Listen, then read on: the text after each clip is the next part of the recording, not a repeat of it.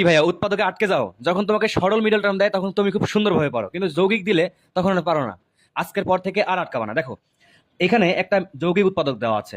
তো এখানে যে এক্স স্কোয়ারের সাথে যে পদটা আছে, প্রথম কাজ আমি বলতেছি, প্রথম কাজ এক্স স্কোয়ারের সাথে যে পদটা আছে তার সাথে শেষের পদ, যে কোনো চলক নিয়ে নেই, তার সাথে তুমি প্রথমে গুণ করবা।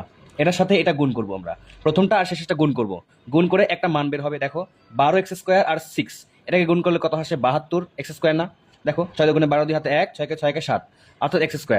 এখন x²টাকে তুমি একটু রাখো আলাদা। তুমি চিন্তা করো, এখানে 72, এখানে এই 72কে ভেঙে, এই সংখ্যাটাকে ভেঙে এমন দুইটা সংখ্যা আনবা, এমন দুইটা সংখ্যাকে আনবা যে দুইটা সংখ্যাকে যোগ বিয়োগ করলে এই মাঝখানের 17 পাওয়া যায়, মাঝখানেটা পাওয়া যায়, এবং গুণ করলে এই 72 পাওয়া যায়। তো যদি তুমি তাৎক্ষণিক চিন্তা করতে না পারো, তুমি কি করবা?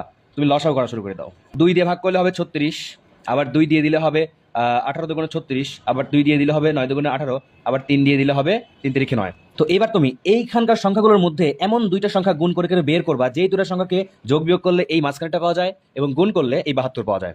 দেখো, তুমি যদি 2 গুণ 2, 2 দুগুণে 4, 4 দুগুণে 8, এইটা মিলে 8 নাও, আর এই 3 গুণন 3, 3 তিরিখে 9 নাও। এখন 9 আর 8 যোগ বিয়োগ করলে কি হয়? দেখো তো, যোগ করলে কিন্তু 17 হচ্ছে, আর গুণ করলে 8 নং, এই যে 72। তো উৎপাদকের ক্ষেত্রে প্রথম যে রাশি, প্রথম জিনিসটা, এটা ঠিক থাকবে, প্রথম চিহ্নটা ঠিক থাকবে। এখানে প্রথমটা বড় 9, তারপরে 9x। দেখো, এখানে 72 সাথে x² ছিল, তার মানে এখানে তুমি একটা 9x চিন্তা করো, একটা 8x চিন্তা করো। তো 9x, এখানে কি প্লাস বসবে না মাইনাস বসবে?